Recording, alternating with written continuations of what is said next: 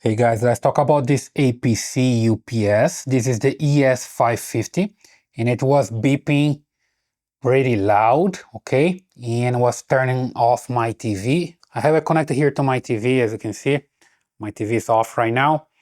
Then when I turn it on, I was having this problem with the UPS beeping when I got no power. See here that when I used to disconnect from here just to test, there was a power outage, it stops working. But right now it's fixed. Let me just remove here so you see it.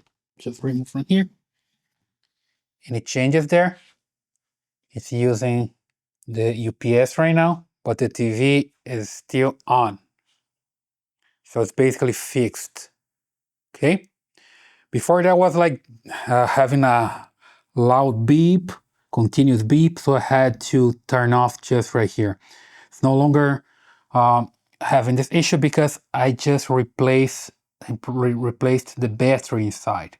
So I have another video here in the channel where I explain how to replace the battery. You just need to replace it and you're good to go. So now it's working pretty fine, okay?